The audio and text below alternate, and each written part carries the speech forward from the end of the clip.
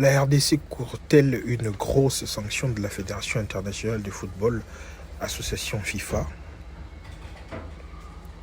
À cette question, nous allons nous mettre ensemble pour réfléchir et surtout avertir les dirigeants du football congolais. On ne devrait peut-être pas le faire, puisque bien sûr, ce sont eux qui nous dirigent, mais nous sommes obligés de le faire. Quand nous avons l'impression que ces derniers ne veulent rien changer, que ces derniers ne veulent rien faire avancer le football congolais. Ici, on va interpeller le CONOR, les 10 comités de normalisation de la FECOFA, qui visiblement ne normalisent presque rien. On a comme l'impression que depuis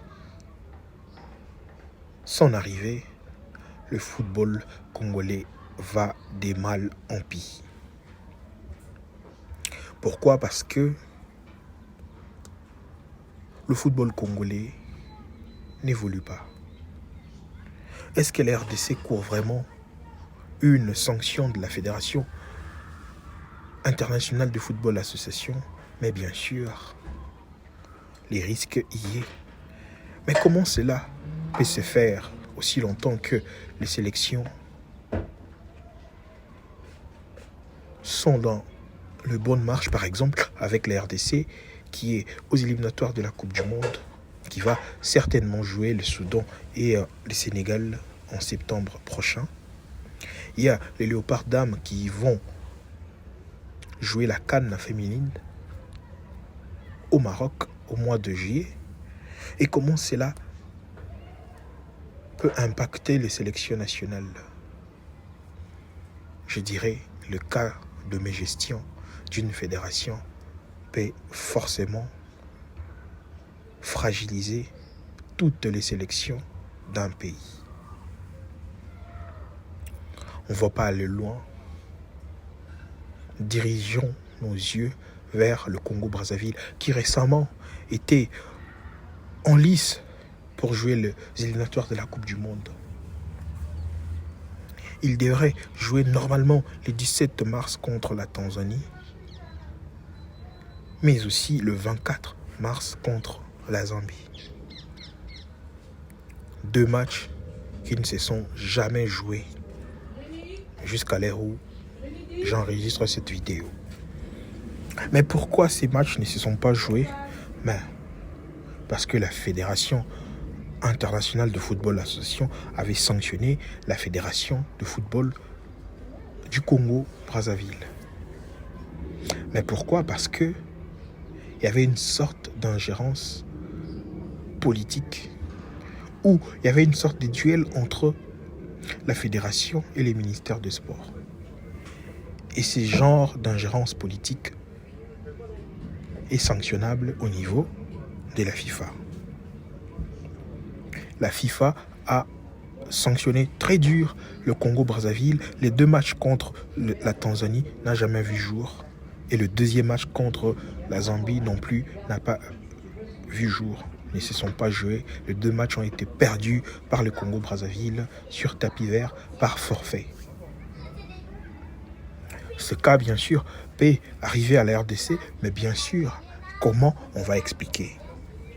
Comment on va y arriver? Par quels moyens on va y arriver?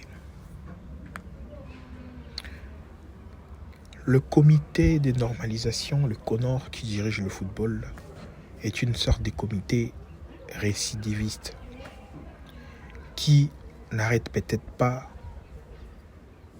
d'aller à l'encontre des règles de la FIFA. Une goutte d'eau qui va faire déborder, eh bien on verra comment cela est possible. Rappelez-vous le cas du litige ASV Club et son ancien manager et son ancien joueur également, Yves Diba. Sur ces cas, la FIFA avait notifié à la Fédération congolaise de football de régler ces cas de litige où l'ASV Club était fautif, au risque de sanctionner les sélections nationales de la RDC si la Fédération congolaise de football n'arrivait pas à résoudre ces cas. Un cas qui n'a jamais été résolu jusqu'à l'heure où je vous parle. Là, c'était le premier point. Le cas Yves Diba n'a jamais été résolu. Pourquoi? Parce que le club a tort et la fédération ne voit peut-être pas le moyen, le comment. La sanction peut bien sûr être tombée sur le club. Le club qui est l'un des meilleurs clubs de la RDC ne va peut-être pas perdre un dossier face à un individu, un simple joueur, Yves Diba, dans leur façon peut-être de penser. Et ça ne s'est pas arrêté là. La FIFA fait une deuxième lettre pour rappeler à la fédération, puisque le cas a été au niveau du TAS.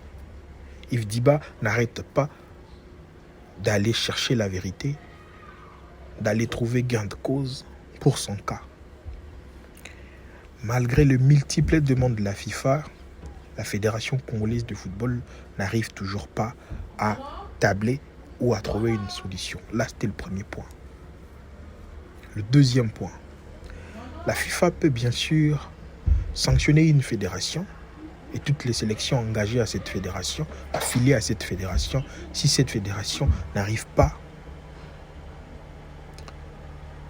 à trouver une solution sur un cas quelconque. Par exemple, le cas avec la fédération du Congo-Brazzaville qui n'a pas peut-être trouvé une solution entre l'ingérence qui régnait entre la fédération et les ministères des Sports. Cette ingérence a coûté très cher au Congo-Brazzaville. Sur ce qui est de notre cas, la FECOFA a une fois de plus récidivé. Comment la FECOFA a une fois de plus désobéi aux règles de la FIFA? Je sais que sans ignorer, vous êtes là, vous voyez à quel niveau le football national est actuellement. Je rappelle que le cas Rangers SMP, les cas que plusieurs estimaient avant comme de la triche, comme un match vendu, être confirmé définitivement que ces matchs étaient un match triqué par les billets notamment de l'entraîneur, le coach de l'AS Rangers, filmé d'ailleurs par un journaliste en mode caméra cachée. Le coach de ce club, l'AS Rangers bien sûr, confirme que son équipe était là justement pour faciliter d'autres clubs. Que son équipe s'est fait corrompre par d'autres clubs engagés au play-off. Une grave révélation. Et d'ailleurs, dans ces révélations, il n'y avait pas que de Saint-Pé ou encore Rangers dans ces sales dossiers. Il en a cité d'autres clubs, notamment comme les Aigles FC, les clubs d'un ancien dirigeant de DSMP qui est Vidier Chimanga. Il a cité bien sûr un autre club, le club qui aussi est dans ces sales jeux de corruption, d'achat de matchs, des matchs truqués. Il en a cité plusieurs exemples. Et ces matchs, visiblement, c'est là marqué de gagner un match avec une différence de plusieurs buts. Cela a choqué dans le football congolais. Le niveau de notre football congolais aujourd'hui est à terre. Mais comment cela peut bien sûr entraîner une sanction au niveau de la FIFA? Mais bien sûr, on va en parler. Mais bien sûr, on va essayer d'analyser. Mais avant d'en arriver, j'aimerais qu'on puisse regarder ensemble, vous et moi, bien sûr, la dite vidéo de l'entraîneur des Rangers en train de confirmer la corruption à ciel ouvert. Sur la vidéo, on reconnaît vite la salle de conférence du Stade des Martyrs. C'est de là que la vidéo a été tournée. La vidéo a été tournée de ces côtés-là. On remarque sur la vidéo que la vidéo a été filmée en mode caméra cachée. L'entraîneur a bien sûr confirmé les faits qui s'avéraient une sorte de supposition, des soupçons, mais désormais ce n'est plus de soupçons, ce sont des faits qui s'avèrent vrais. Des faits qui s'avèrent vrais. Et cela s'est reproduit de manière, je dirais presque légale, parce qu'ils savent de quoi ils sont engagés. Tous ces clubs, ils savent la formule aujourd'hui, en Vodacom, en Illico Cash Ligue 1, comment gagner un match en play-off. Quelques billets de dollars suffit pour gagner un match avec une différence de but exagérée. On se rappelle Rangers d'ailleurs, quelques jours avant de perdre ces matchs louches contre De Saint-Pé, Rangers avait gagné, remporté un match contre Ange Vert avec un score très lourd de 8-1. Ça sautait déjà aux yeux. Et contre De Saint-Pé, c'était une goutte d'eau qui a fait déborder. Une goutte d'eau de plus. Une goutte d'eau de trop. On va suivre la vidéo, puis revenir parler et discuter comment la FIFA peut bien sûr sanctionner la fédération et cela peut coûter cher à la RDC qui est engagée aux éliminatoires de la Coupe du Monde et qui va jouer en septembre prochain contre le Sénégal et contre le Soudan. Une Coupe du Monde que la RDC n'avait plus joué depuis plus de 50 ans. Un rêve qui a été brisé en 2018 contre la Tunisie au Stade des Martyrs de Kinshasa. Un rêve qui a été ensuite brisé contre le Maroc. À 2 matchs près, la RDC ne s'est pas qualifiée à la Coupe du Monde 2022. Et cette fois-ci, on y est presque. Mais est-ce que cette fédération, ces comités de normalisation, va-t-il faire couler le bateau juste avant l'arrivée? À cette question, nous allons répondre juste après cet extrait. Cet extrait de vidéo où l'entraîneur de Rangers dit noir sur blanc que ce match a été truqué et acheté à quelques billets verts. On suit, puis on revient tout juste après pour commenter, analyser et voir à quel niveau la fédération. Avec un podcast par rapport il y a dossier réalité. J'espère bien que Bolandi extrait on a un coach il y a As Rangers de manière très lucide il y a qu'au déceler vérité cachée, même pas décelé, mais noir sur blanc on voit que Azolobela Makambu Wana. Bon, maintenant Tokoti n'a vu des sujets, mais avant ça j'aimerais présenter mes excuses par rapport à la qualité de la vidéo parce que c'est une vidéo tournée comme ça et puis on l'a arraché comme ça dans Facebook parce que vous savez ce genre de vidéo de fois ça disparaît et on a essayé un peu de faire une capture d'écran pour qu'on récupère en haut en bonne et due forme pour te présenter en haut quand même comme preuve pendant qu'on est en train de parler parce que on ne peut pas parler en vain sans pour autant avoir de preuves ou soit des éléments consistants pour parler d'un sujet. Allez, maintenant tout bandisco quoi avancer. Je sais que plusieurs vont se poser des questions au cours de cette vidéo. Mais comment un match de la Linafoot peut faire coûter une élimination à la RDC dans des compétitions CAF, FIFA et autres? Comment cela peut arriver? Eh bien, cela peut arriver ainsi. Déjà, pour votre information, aujourd'hui, la FIFA a ouvert une enquête par rapport aux suspicions de ces matchs truqués et à l'Inafoot. FIFA déjà formulé enquête naïe. L'enquête est là déjà et donc la FIFA va forcément recueillir toutes les informations autour. Mais d'où viennent les dangers maintenant? Les dangers viennent du silence de ces comités de normalisation qui normalisent ces phénomènes. Il y a autant qu'un match dans l'Inafoot. Les matchs s'est joué, je pense, depuis plus d'une semaine. Mais jusqu'à l'heure actuelle, aucun communiqué venant de la FECOFA condamné d'un sens ou d'un autre. Rien. Et d'ailleurs, situation en est créée, tollé dans les réseaux sociaux. Certains se défendent, par exemple, comme Desampé.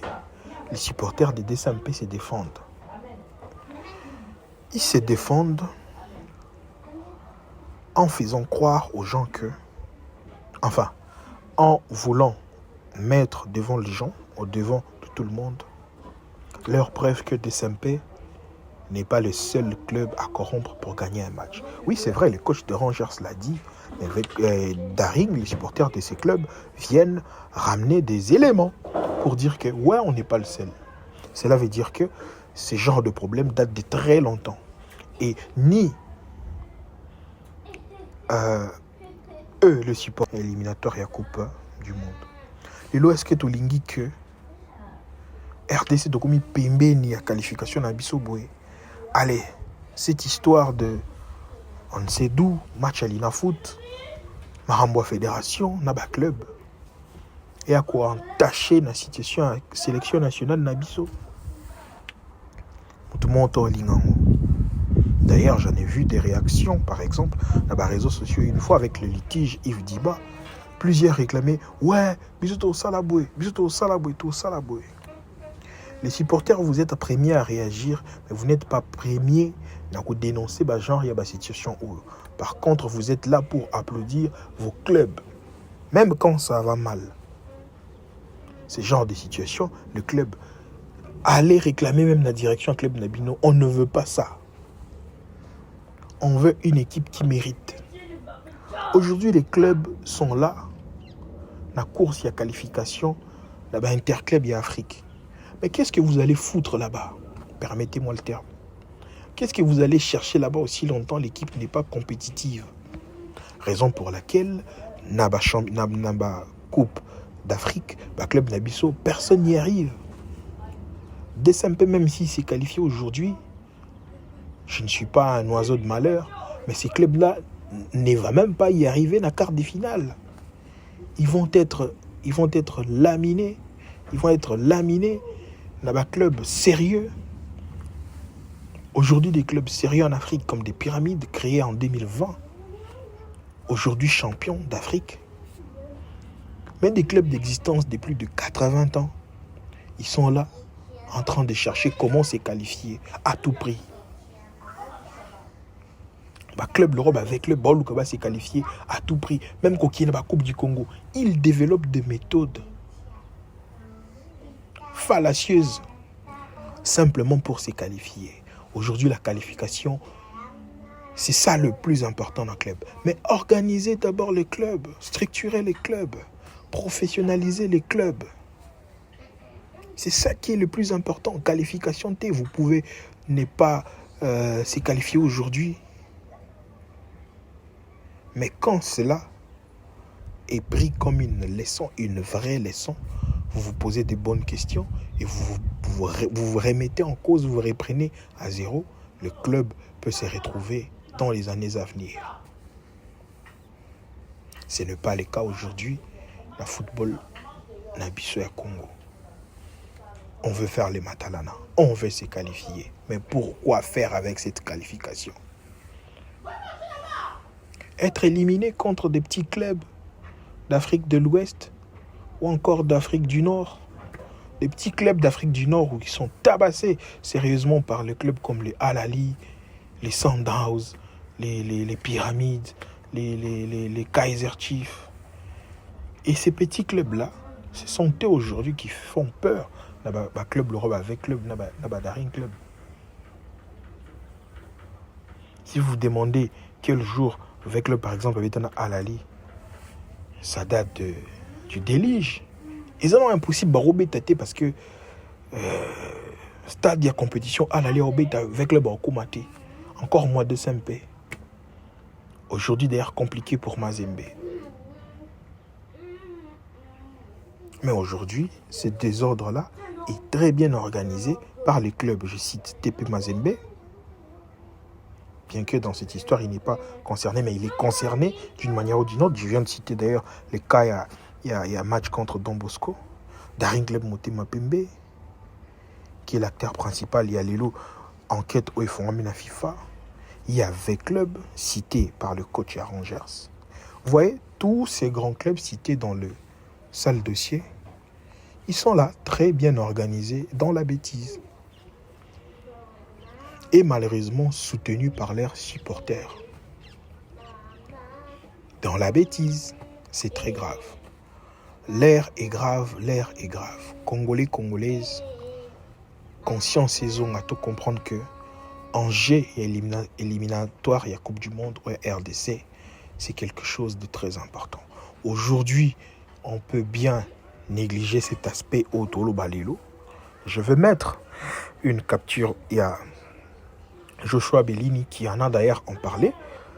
Je mettrai sa capture d'écran pour prouver que, parce qu'aujourd'hui, Joshua Bellini est l'une des personnes crédibles, de journalistes, de chroniqueurs, journalistes très sérieux.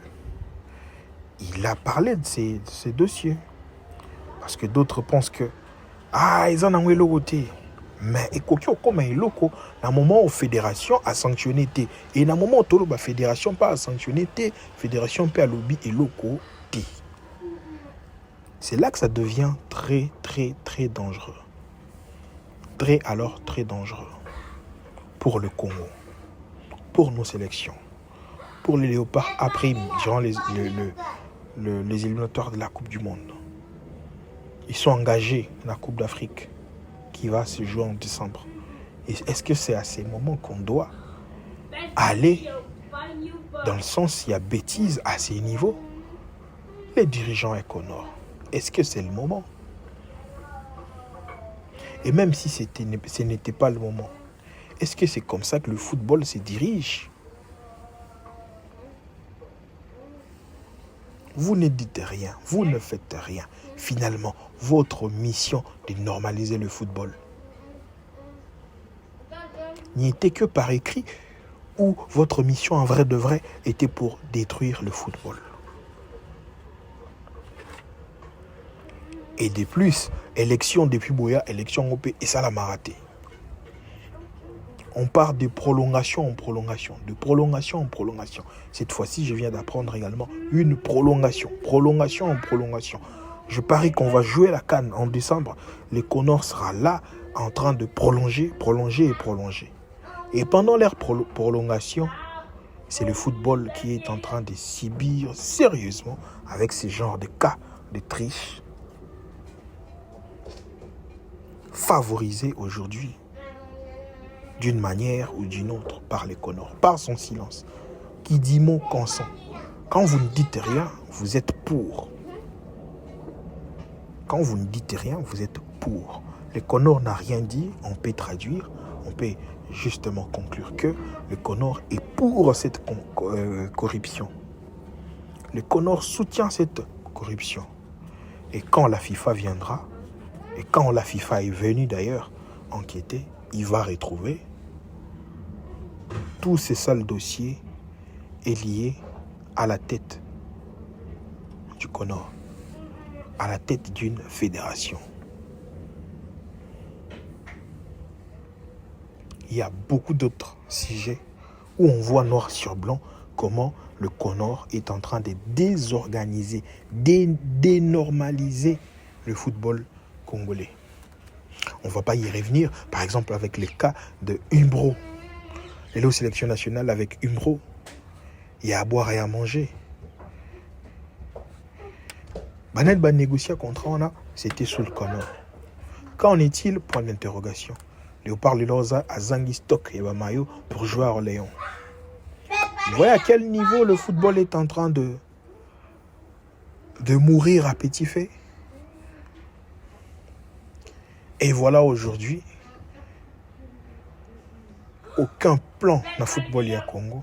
Et l'État va débourser les 4 millions, si c'est 5 millions de dollars pour prendre visite Congo floqué sous le maillot de l'AS Monaco.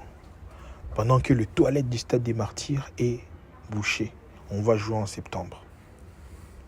On va jouer en septembre. Pendant que le stade manque dans ces pays. Est-ce qu'aujourd'hui la RDC peut organiser une CAN? Un stade de Nice. Stade des Martyrs. Une pelouse synthétique. 20 mai et Koufa. Ma parole y peut un tir dans la francophonie, mais après, c'est quoi la suite? Un stade Nîmes. Stade Joseph Kabila na Kindu. Tout cache à la Boinzo là. Dans hôtel Nîmes. Soyons sérieux à un moment. On a ras-le-bol. Et voilà pourquoi, à un certain moment, on doit tenir ce genre de discours-là. On n'a surtout pas l'habitude de le faire, mais on a des fois, on est obligé des fois de le faire ainsi. Message Oyekumela Montunyon Sonamato Aluka, comment à partager, toi réagir dans le sens où le Conor doit trouver une solution, doit sanctionner les clubs cités dans ces dossiers. En tout cas, merci beaucoup à toutes ces